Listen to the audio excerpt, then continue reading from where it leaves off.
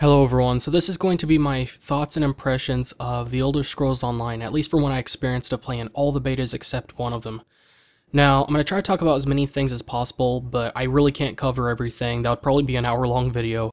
But if there's a couple times when the subject changes very dramatically, it's probably because I added in some things later on. Now, the first thing I'm going to talk about is the graphics. When it comes to the graphics, they were much better than expected. They surpassed my expectations, and they're really great overall, definitely better than I ever thought they were going to be, and especially considering the game type this is.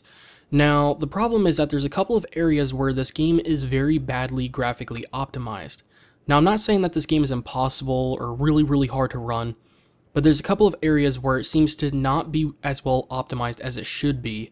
And the first example is the graphics to performance ratio. Now, when you look at the graphics of this game and compare it to a game like Battlefield 3, even though it's a little bit dated, it still has outstanding graphics. And when you compare the two, it's a world of difference. But the performance isn't as much of a difference as you would expect.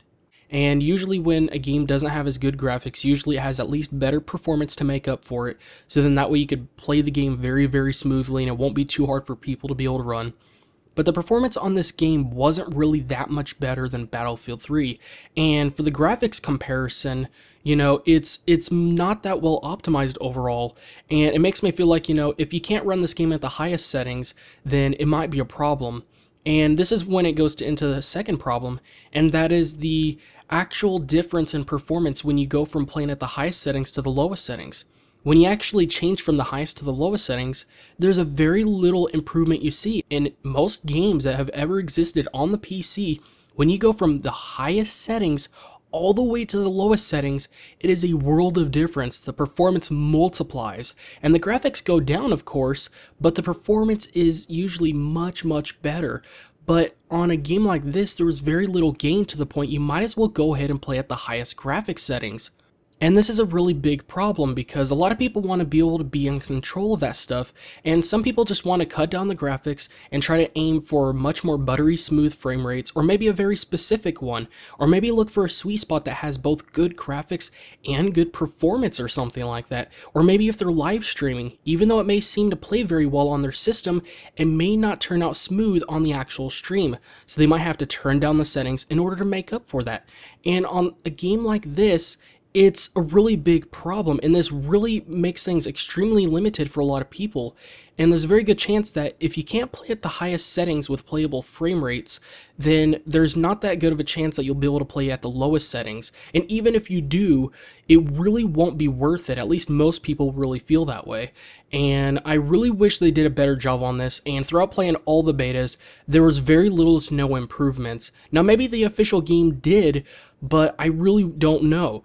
And, the last beta that I played was really not even a month before the game actually came out, so to see the performance not gain or get any better that much throughout all the betas is not a really good sign. Now, for those of you that may have been wondering, the reason this game costs $15 a month, other than the fact that it's an MMO, and a lot of people that are used to playing games like that are really used to it, so it's nothing really new, but there is an actual really big reason as to why this specific game actually costs you money every single month. And that has to do with the way you play the game. Now, a lot of MMO games, what will happen is if one of your friends on a different server, and let's just say if you want to go play with him on that server, well, when you join that server, you might have to create a whole new class or a new character and start from scratch. And every single time you want to do that, you have to do the same thing over and over again.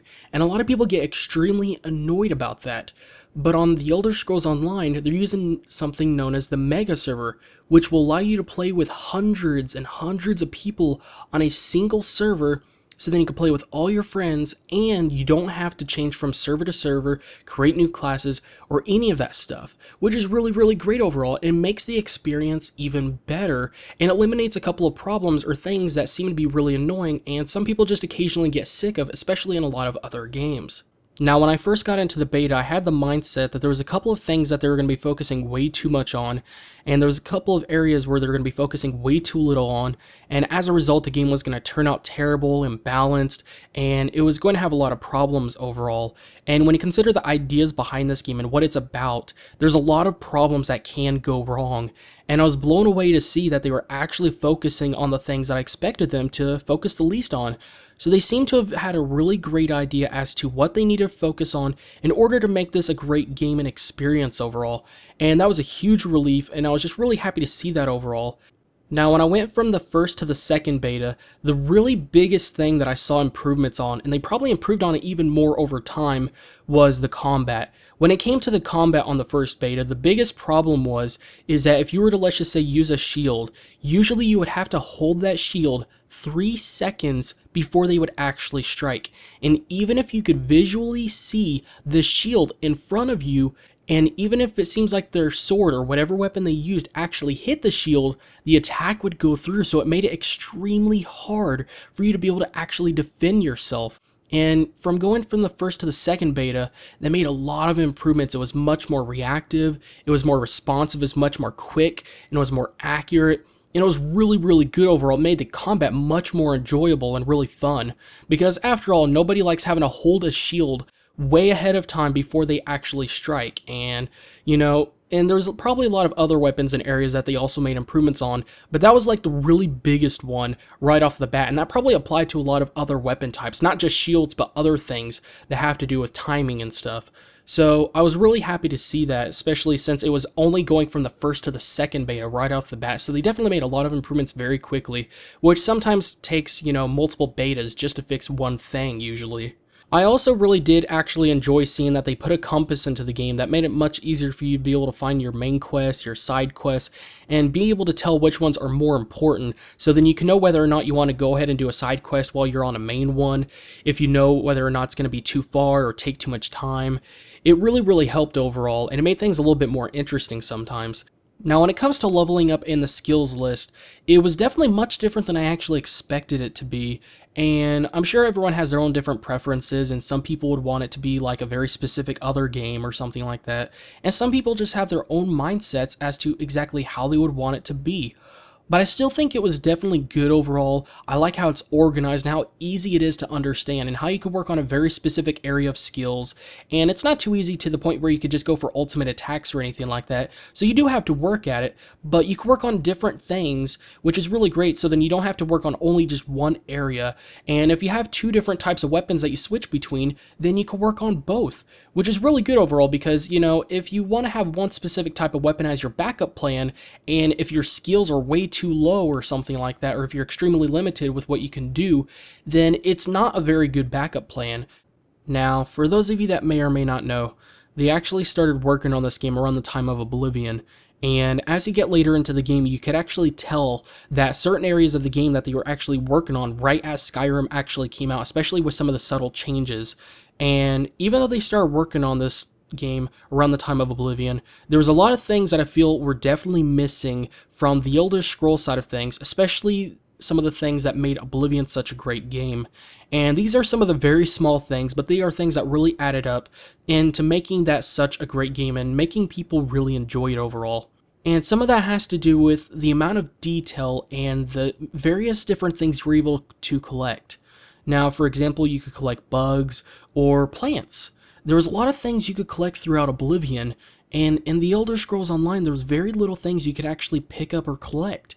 So little to the point that you probably would rather either 1, just not even try, or 2, you would just completely forget about it, because the chances were so tiny that you were actually going to be able to find something you can collect. Now, they could add more things later on into the game, but I would love to have still seen more throughout the game. And the other thing that I still don't quite get is why there are almost no readable books. Now, in Oblivion, when you went to a bookshelf and you saw dozens of books on it, if not then hundreds, they were all readable. And in the Elder Scrolls Online, if you see a bookshelf with like dozens of books or 100 plus, only 1 or 2 of them is actually readable. And some people may not care about this, but that's one of the things that made Oblivion so great, is because you could read so many books and there were so many things you could actually learn, not only about the game, but things that might help you with missions, making potions, or making improvements on something, or a quest, or anything. And sometimes they would actually be a very important part of a quest. So really, if they try to add more books into the game, it's not going to be as good as Oblivion, because in Oblivion, some of them actually did have to do with the quest, and they were such an important part of the game that, they're not things you could just add in later, at least not without changing some of the main quests or the story or some of the side quests. Now, there are a lot of side quests in this game, and I really am happy with them, especially the first day jerk one that I found. But the problem I feel is that a lot of the side quests are either one, too obvious, or too easy to find, or too close to your main missions, or three, they're just too predictable overall. And in Oblivion, I remember spending hours and hours of time just wandering around, trying to look around and finding things. And, just that sense of adventure is what made it so fun. And you would eventually find something. Sometimes it would take longer, but usually it would be well worth it. And not only that, but sometimes you would find something that you may have not known what it actually was, but, sometimes you would keep it, and later on you would find in a mission that, oh, do I still have that thing on me? Maybe that's what I need for this quest. And it was really, really fun overall. And I really feel that there's a couple of elements and things just really missing from this game. And yes, there are side quests, but it's the way you put the side quests and how they actually interact with the story. And one of the other interesting things that made, Oblivion, I guess you could say a little bit harder to get bored of, was how random things were. Some things, yeah, they were exactly the same every single time you would play the game, but some things, no matter how many times you would play the game, it wouldn't be the exact same way every single time. And sometimes when you're bored, or if you're doing some side quests or working on some potions or other things, sometimes something would completely random happen. Or maybe when you went to sleep, you would wake up and a bunch of crazy stuff happened when you were sleeping. And sometimes instead of you having to look for the quests and look for people, they would find you. And, that's what made it so interesting, because it wasn't, it was completely random and unexpected. And, it would sometimes happen at the right time, sometimes at the wrong times, especially when you're on a main quest or something. But, when things are overly scripted or too boring or predictable, and you know exactly how things are going to happen, and you always have to go look for the stuff. And yes, there are some things that come to you, but just not in the way that it was, at least in Oblivion. And the other thing, and this is something that they definitely did have to take in mind, and this is, this was their choice, and they probably made a good choice on this, because, when having MMO elements and the Elder Scrolls things mix, there's a lot of things that are going to have to be sacrificed, and there's some things that are just not going to make it into the game, because it would interfere or cause too many problems or something, and one of those is looting. There's not very many things you can loot, and honestly, there are very little to no weapons you could ever get from the enemies. And I kind of do get annoyed with that. I would at least be able to want to pick up some of them. I don't want to pick up all the weapons. That would make things too easy or overkill. But if they made it to where you could at least pick up a certain number of weapons every day, or made it more often or something like that, or maybe made it simple, like, okay, you can only pick up this many weapons per day from an enemy. It takes up a slot, and once it fills up, you can't pick up any more of them. Or when you're going to like a boss or mini boss or anything like that, try to give you something more in return, like a really cool weapon that they're using or something like that. Or, if they're too worried that people are just going to get super OP weapons that way, what they could do is that they could actually make it to where you get something that you could use to make you stronger in some way, like a piece of something or a shard or something that you could use to combine with something else, like I said, or just one piece of something.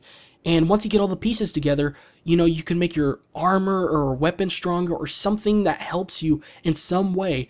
And just put something there for this type of stuff, boss waves and all that kind of stuff, to make it more rewarding. Because when you don't get very much, and most of the time you only get weapons and stuff from people that you're doing quests for, it makes it a little bit less rewarding and interesting. And sometimes people just want a little bit more, especially coming from the Elder Scrolls side of things. And I understand there are some things that, they had to sacrifice, but there are still some things they could have put in the game that would have made it more enjoyable, more rewarding and worthwhile, and maybe some things to make it more reasonable overall. Now, one big thing that's really missing, and it definitely is something that's not quite possible, especially with a game like this, and that is the fact that you cannot have a house. It's something very small, and it didn't always exist within the Elder Scrolls games, but it would have still been interesting if they put something as a substitute for that, because I would love to be able to have my own place and just be able to just put all my stuff in there, and be able to just store everything, and have some, weapons and stuff like that just hanging on the walls, in a case or something. That would have been really nice. And I know this probably sounds a little bit stupid, but I thought it would have been very interesting if, like, what they did was that as soon as you start the game and right before you click play, and you join in on there, you have the option to go into, like, let's just say like an imaginary world where your house is, and it could be floating around with some clouds. It could be in the middle of the desert. They could allow you to change the theme or the environment that it's in. And, you know, it's just a little place that you could be in, and you could have all your stuff in there. So let's just say, like, today, you have a very specific mission that you want to do, and you're like, okay, I want to use this weapon list, this armor list, and I need to get rid of this stuff and, you know, store this somewhere and do all that stuff. And I know there are some elements and things for that in the game, but this would have been much more fun and more reasonable and easy and just really, really nice to see overall. And I really wish they put something like that. And let's just say, like, when you're done sorting through all your stuff and get everything ready to go on the mission, you could go to a shrine or some sort of portal or something like that, and then you could go into the game right then and there. And this is something they can add later on. It won't mess with the official game that much. So that's definitely something that is a possibility. And that's the other thing, is there's a lot of things that they can add more into the game later on. But there are still some things I feel that are just really important and really missing, and they are things that had to have been a part of the game from the very start. And if you try to add them into the game, it just will not be the same. No, I didn't get to play the multiplayer just because I simply wasn't high enough level. You had to be level 10, and let's just say the second to last time that I actually played the beta, I was actually level 9, and I had the bar filled up like 90+%. So I was almost level 10, but I didn't really get to go PvP or anything like that. And when I played the very last beta, there were some very specific things I wanted to do, and one of those was to check on the quest, because one of the other things that was a big problem, which these are things that they've improved a lot on, and it still can be seen as a problem for a lot of people, and that is that some of the quests have glitches and problems sometimes. And nobody wants to have a scenario where they simply cannot play the game because the main quest that they're on has some glitches or bugs, or they simply just cannot go anywhere forward with it. And it's like, after you get done doing all the side quests and everything else, and you come back to the main quest and you still just can't go anywhere because you have to finish that main quest before you do anything else. And it really, really sucks when that does happen. And they have fixed some of them, but I really would probably want to wait at least a few months before they fix all of them, because if you get in the scenario where you just cannot play the game because of something like this, then it's really just not that enjoyable overall. Well, anyways, that's pretty much it. That's all I have to say. I wish I could have talked about more things, but let's just say I just really can't cover and talk about everything. This video would have been at least an hour long, and I wasn't able to experience everything I wanted to within the betas because, you know, there was just a very specific mindset that I had as to exactly what I was going to focus on and spend my time on while I was actually playing the betas. But I wanted to go ahead and do this video to give you guys my honest opinion and perspective from playing the beta.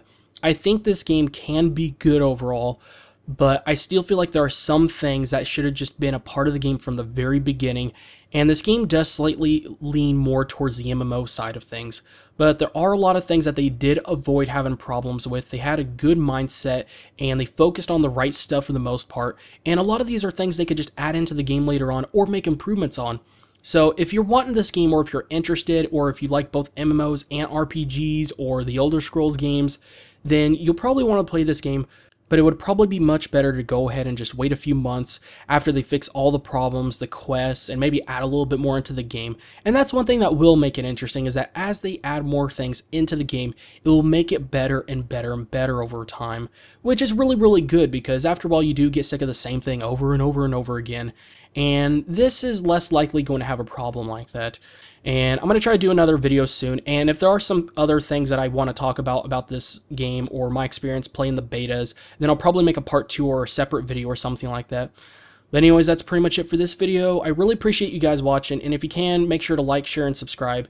And, you know, this is a very new channel, and I'm very, very new to this, and, you know, if you guys enjoyed the video, then make sure you stick around. I really do appreciate everything, especially for those of you that actually stuck around to the very end of the video. But that's pretty much it for today, guys. Thank you all again for watching, and I will see you guys in the next video.